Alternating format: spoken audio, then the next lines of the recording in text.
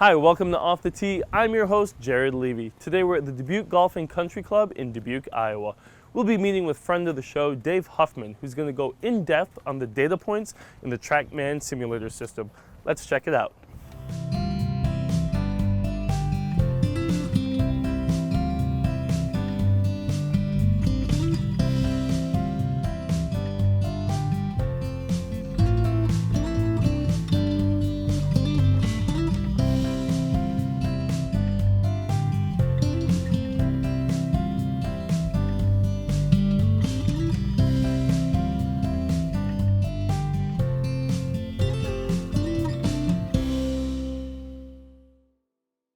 All right, we're back here at Dubuque Golf and Country Club with Dave Huffman, and we're at the Lodge. Tell us about this facility. So the Golf Lodge has been here a couple years. What an incredible amenity for the club and the members. Provides an opportunity for golfers to come in here all year and work on their golf swings, play golf courses. Of course, in the summertime, most of the people are doing that outside. But it does allow us to take information, if you understand it, and come in here and work on your swing or check your swing to figure out what maybe is going on that we're seeing out on the golf course. So, but of course, this is an incredible club amenity for all of us throughout the winter. Yeah, I mean, I see 1, 2, 3 golf bays, a putting green, a bar with multiple TVs. I mean, it looks like a great place to, watch maybe March Madness or the football game while you're swinging at Chileno Bay. Right, it's an incredible place to hang out, that's for sure. Yeah. So tell us, what are we going to work on today? So what we're going to do today is try to help us understand and help everyone understand how a simulator and then these launch monitors, we have TrackMans here, and how these TrackMans help a golfer understand what's going on and potentially work on or fix their golf swing, fix a golf shot. So we're going to try to help, as we go through it here today, Jared, look at different swings, different data points that are available to us, potentially help understand those, and then maybe understand where people go wrong. Let's jump right into it. Yeah, let's jump in. Why don't we first just, make one swing, and then we'll start talking about it. Okay. So we're only looking for perfect right here. Okay. We'll just try and hit it dead middle.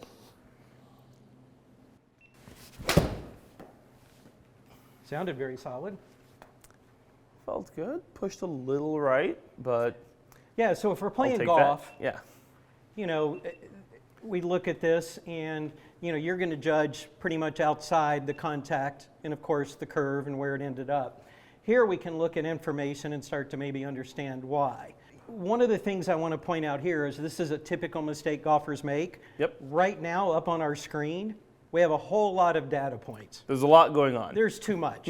There's too much. So maybe if, we're John Rahm, maybe a lot of these start to matter. But it really depends where you are in your game, what you're trying to accomplish. So what I want to do is take all these data points that are up here right now and sort of cut to a small number that gets us started right away. That would help a lot of golfers to understand them and understand how we get to making potentially those numbers better. Okay. So I'll jump over here to the monitor. So fortunately with these, we can go in and we can pick and choose what we want. So I'm going to get rid of pretty much everything except a few. So basically what we're going to have right now is we have attack angle. Yep. Attack angle is going to kind of determine how solidly we're catching the ball and how successfully you hit it, almost from a distance standpoint, but that's going to have a lot to do with contact. Okay. Attack angle and all these other ones, if we're dealing with a shot that relates to vertical, up or down, a minus number means downward, a positive number would mean upward. Okay. So that's important to know. So a ball on the ground, we need to be swinging down as we make contact because there's no air underneath it and we don't want to hit the big ball earth before the little ball. So we want a negative number, so that swing you just made, that's a terrific 4.4 degrees down. The men's tour average, PGA Tour, is probably right in that fault. No. Okay. So that was awesome. Our second one, that means so much is where is the club head traveling? So here it's club path. Yep. So it's basically recording as you made contact with the ball. Is the club traveling right at the target line, which would be a 0.0, very difficult to achieve. If it's a positive number, now we're dealing horizontally right or left. A positive number means rightward. Yep. A negative number means leftward. So where is that club head traveling? And we'll start to explain as we go more. Our next one obviously is the basis of the game. Where's the face pointing? Okay. So the game's very much a face control game. So right here on this swing, you were 3 degrees open with the club face, so the face was pointing rightward. It's a positive number. And that'll tell us a lot about where the ball goes. Face to path, they're just doing the math for us. Okay. So they're taking your club path. You were minus 3.2, the face a positive 3. They did the math, so the difference in that shot, club path compared to face, was 6.3. That's why that particular shot curved more. So let's hit a couple more now that we've kind of put it down to the basics that we're going to look for. So why don't we make another swing or two, and let's take a look at the numbers. So I wouldn't try to do anything differently right here. Just make your golf swing. A little left there. Yeah, a little left. So look at this. So attack angle, we're still negative, so we're good. That's the contact. You made a perfect club path. There you go. And you did accomplish what you wanted. Your brain, you were probably trying to make sure the face wasn't open. Left. So we just got it a little too close, but from a standpoint of you gave yourself a task and you pulled it off. So that's terrific. So let's just see if we can hit another, see what happens. Great golf shot there. That one felt straighter. Oh, still yeah, left. very, very similar. Path, anything probably that's underneath a 1. So whether it's a positive 1, a negative 1, most people consider it a 0. Okay. I mean, we're basically cutting toothpicks when we get underneath that small in degrees. Again, we have the face just a smidge closed. So what's something incredibly simple we might feel here? Just do a simple backswing slow-mo and rehearse coming down to the ball and just stop at the ball at super slow-mo with the face square. Not a bad way to feel and kind of train your brain, train your arms and hands what you want.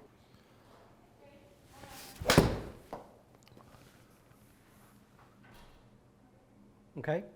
Now it's open. And we just overcorrected. But now, one of the things here, when we look at launch monitors, that happens to most of us, that ball looks like maybe it curved a lot. Yeah. It's a pretty good shot. If we sneak back over here, I click on our options, and the ball curved 40 feet. So we finished 40 feet away from the target line. So that's maybe a little farther. It says side. Yep. So we finished just a little farther over. But a lot of times these are deceiving. We hit a shot up here on the screen. It looks like it curved a bunch. Well. Yeah, it actually looked better than that. But, 40 feet away, if we think about here in this lodge, isn't that far off. No. A lot of times we look up on the monitor or the screen and it looks like it curves a lot and it's 20 feet, which is not that far. We don't have to move that part. You drive up to the green, you go, oh, wow, I'm close. Yeah. Okay, let's see if we can feel one more just toward face. Now, face could be caused by different things, but you hit a bunch in here warming up and you were typically very good with face.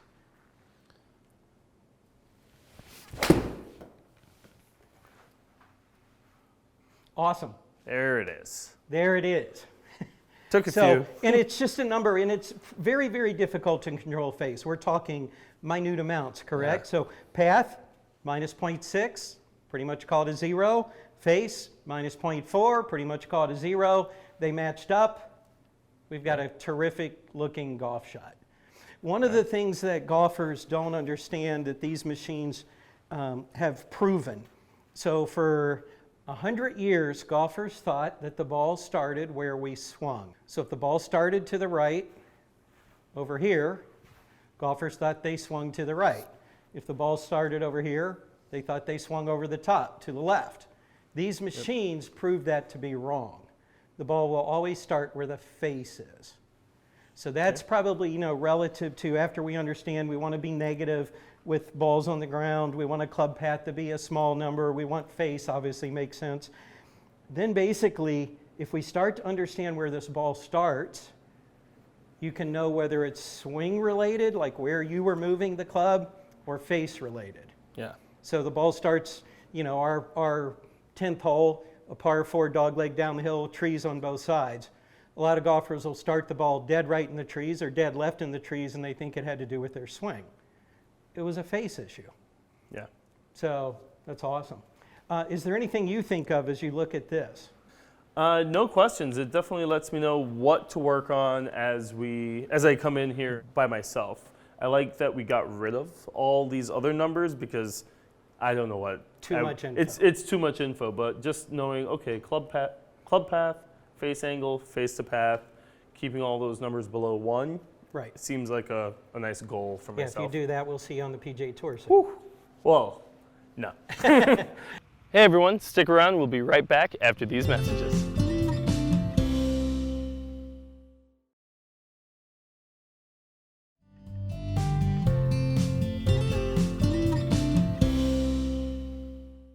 All right, so we're back here and we added a couple more data points. So tell us about that. So we added a couple more that are relevant where you are now. So you've made a bunch of good swings. The last one's almost, we could call it a perfect looking golf shot. Yep. So now if you're sitting there doing that, but you're wondering maybe why you're not as consistent as you want to be. Maybe one 8-iron goes 155 in the air and one goes 142, and they feel similarly hit enough.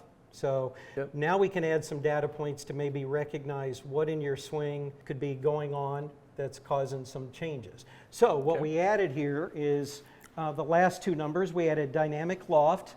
That's basically a reading that's telling us when you hit the ball, make contact, what loft is on the golf club at contact, at Yeah. impact. And then we added swing plane, which in essence, the club sits down or soles on the ground at address, and it's built at a certain lie angle. Yep. Are we delivering it more upright? Are we delivering it flatter? And that has an impact on where the ball goes and the curvature of the ball. So let's just maybe make 1 or 2 more swings and we'll see what the number is and kind of help us understand dynamic loft, how you're getting it, how well you're doing, and see how the swing plane is. Okay.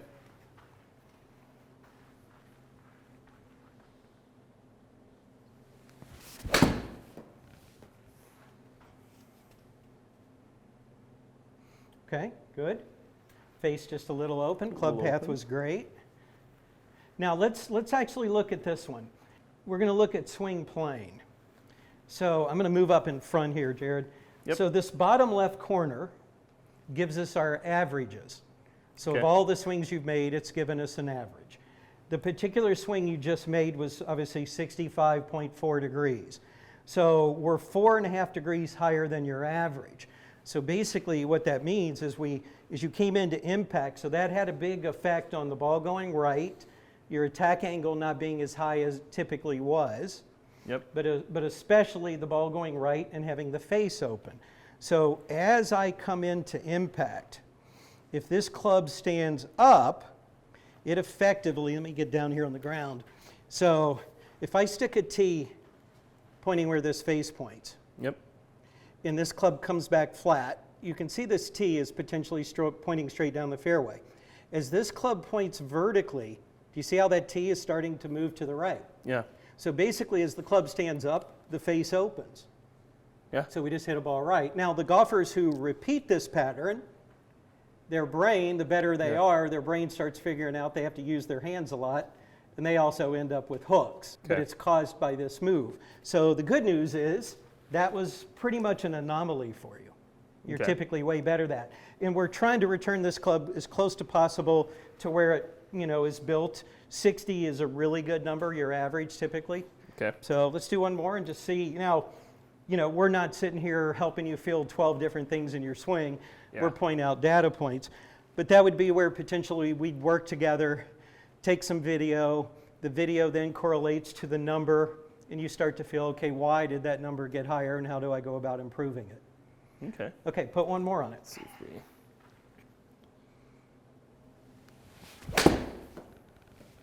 I think you hammered that A one. little twisty there. Very good. Now that one, the shaft got up a little bit too, but here's a difference here. So the swing before, when we go to loft, Yep. you had over 30 degrees of loft 30s. on the swing before. Your average has been 26 degrees. So there's another one to kind of start to understand, why do tour players hit the ball so far? Because they may not swing faster than you, but they deliver the club to the ball maybe differently. And so dynamic loft and how we get it, so that club is probably close to 36 degrees of loft. Different models, vary. And so typically, if I'm right with that model, you're taking off 10 degrees of loft. On that swing, you only took off, what did we get here? On the one before, 31 something. Yep. So the ball went higher, it went shorter, and that's simply being able to swing in a fashion that the shaft or your hands holding the club are a little ahead of the club, and we take off loft. So tour players hitting an 8-iron are in the mid to low 20s. Well, that turns that club every 4 degrees is about 10 yards of carry. Yeah. So that's how we would potentially take that number and see what we could do with your swing. Is that, them doing, more compression? It would hitting compress down? the ball more, right. So as that club leans in this fashion, you can see from your vantage point, a lot of the loft of the club is exposed, so that ball would slide up the face. As I lean this shaft forward, that ball gets flattened Closes. or compressed against the face, so that ball's going to have more ball speed. So. Okay. Let's see here. So should I, just swing, or should I attempt to close Correct, a little? you could feel it. I mean, swing back halfway there. And how we would go about there, feel your hips really rotate early, and you feel your torso move, and you can see in what we just did, your hands are well in front. Yeah. So if we could practice that a ton, that would improve, in a matter of time. Some more. Yes, you feel your body rotating open. Yep. Try and put that together without destroying the swing. Okay. There you go. Look at Lower. your dynamic loft. Yeah. So dynamic loft got terrific. It's a new feel, right? Yeah. So that's why as we start to integrate something differently into our swing, it takes some repetition. Yeah. But that was terrific. Fix that was- number, but now it's putting it all together. Right. But still, So- I like that there's not a million things we're looking at. We're just Yeah. isolating each one and makes it feel possible. Yes. Now, let's go to the data point that everybody loves, and whether they're working on their swing or understanding their swing, everybody wants to know, and it helps everyone. And this is really simple. We're going to get rid of swing plane. We don't want too much up there. We're going to get rid of dynamic loft now. You understand what it is. This face to path, doing the math between path and face, we'll get rid of. And now, what do we want to know? How far do I carry the ball, and how far does it go in total? So now we'll just make one swing. And you could come in here and utilize this in the summer. So I try to have the junior golfers come up here often to check their club path and to get their club yardages honed in, especially wedges. Okay. But now let's just make one swing where your focus is this. You're hitting your golf swing to see what our carry is. Just what my your total- regular swing. Your regular not thinking swing. of That one that you all hit the- perfectly straight a little bit ago.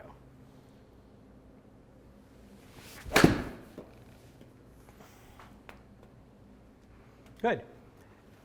And you missed that one just a little, I know, but you were typically in the 150 or a little over. Yeah. But that would let us come in here and you would test your clubs. You could hone wedges and start to know what fields cover different distances. And that's where most people come in and utilize this. So why don't we move now and sort of transition over, and we'll take you from this practice range and take you out on a golf course where you get to then work on different aspects and see what the numbers do, but we give you some real looks and feels. Yeah, let's do it. Hey everyone, stick around. We'll be right back after these messages.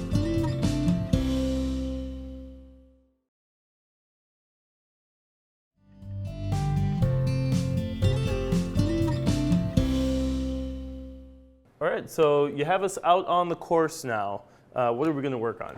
So we've switched over from the driving range with data to now we still have the data, and this is practicing on course. Okay. So this is pretty cool because it gives you looks, it puts wind out here, it gives you slope lies, and now you're literally getting to repetitively hit a shot over and over from different distances, whatever you want, drives, wedges, pitch shots, chip shots. So right now I think we picked a 100-yard shot. We're at the famous Medina Golf and Country Club in Chicago. Nice. Tiger Woods won one of his U.S. Opens here, so we're going to give you a shot to see what you can do here. All right. 100 yards, pretty straight. I see the slope of the lie. Good swing. That feels good. That could go in. Be the one.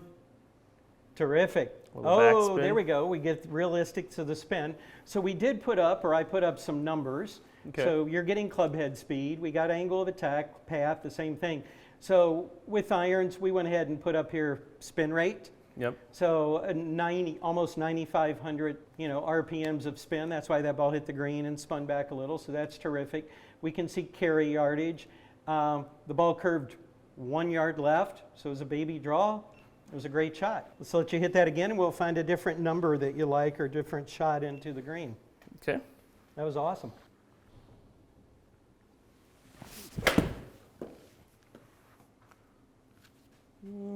Looks like our distance is about right. Good. Yeah. See Again, the tons of spin. close club face a little. So yeah, what we did earlier, we don't have face up here, but let's check real quick. So the ball started just a little bit right of target. And if I jump up here and we grab face angle, It's a little open there. it was just a little open. Yeah. So again, the data would tell you for sure what happened. It wasn't a bad swing. The club path was fine. Yep. You could sit here and know. And then it just gives you more confirmation that, whatever you're working on, whether it's face, path, whatever, you get feedback to know it's okay. So that was terrific. Why don't we pick a different distance here? Yeah, go for it. You surprise me. Okay. I'll All right. grab the club. We're going to give you a tee shot. So we are going to move holes, and we are going to give you Medina's #1 tee shot. The #1 hole, the opening tee shot. Hopefully you feel nervous. I always feel nervous standing over the ball. Let's see, so the hole is total is 380. I can touch here on the screen just past the end of the bunker that we're seeing up there on the right. And it looks like it's about a 240-yard carry to get past that first bunker. So let's airmail it over the bunker.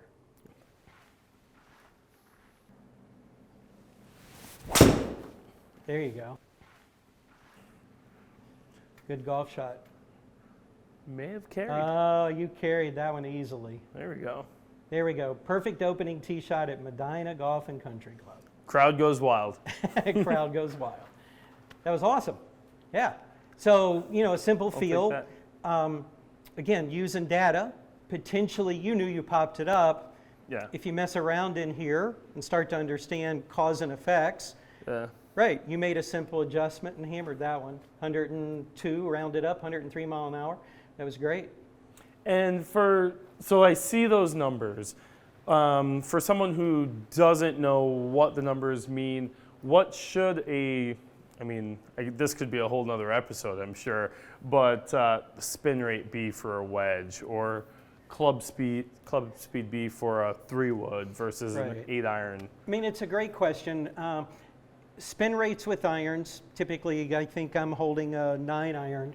So if we timed that 1,000 and took off 500, so 8,500 for a 9, 7,500 for a 6. Which something as simple as that kind of gives you a ballpark. That would give you a there's ballpark. a lot of specific factors that Right. And come that's in. where, that may go into then a little bit of some of the things that are going on in your swing, or it could even be a club fitting.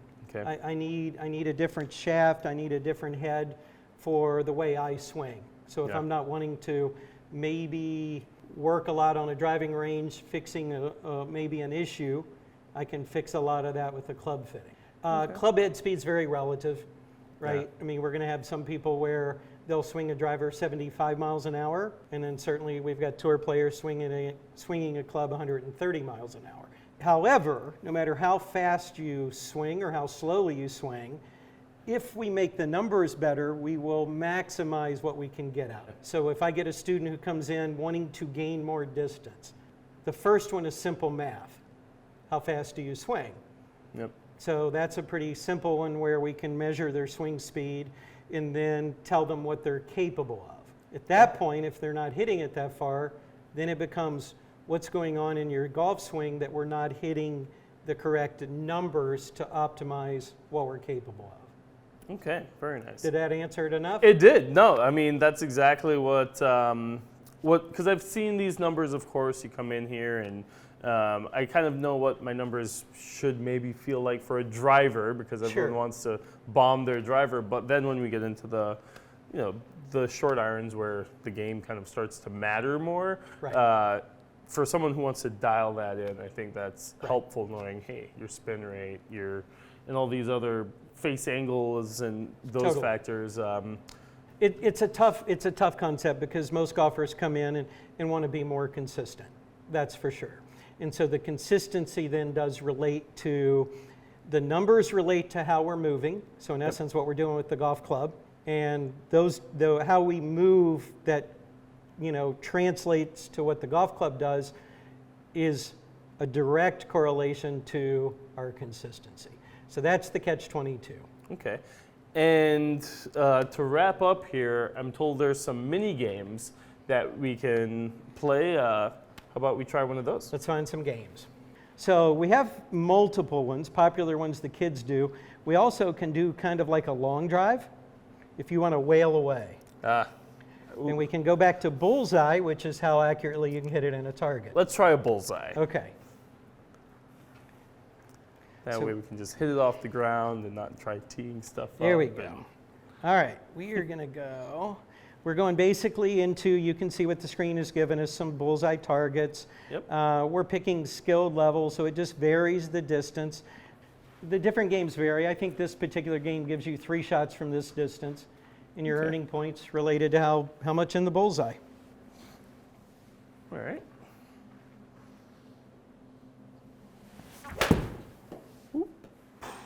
Stay.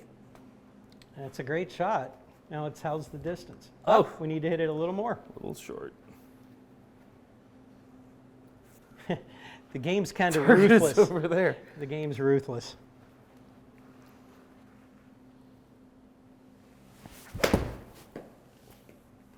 That's got a chance. I feel like I'm going off to the right here. Oh, we got to hit it a little harder. I might club up one. Let's see if I can actually hit So obviously the junior golfers the love bullseye. This. You know, they come in and they love this. We watch tremendous growth from, 8-year-olds, 9-year-olds when they start, and the more they do this.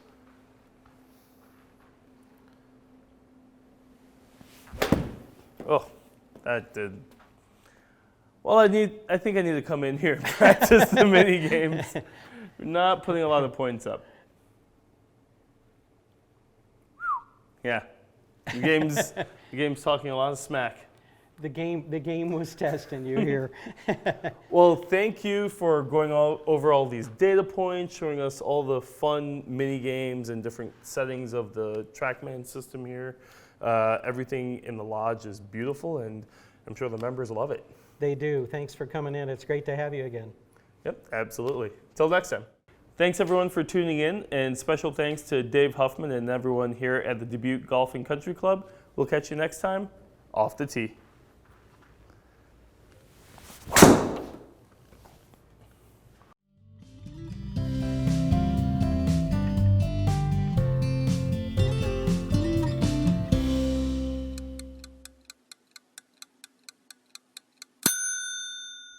Give it a minute.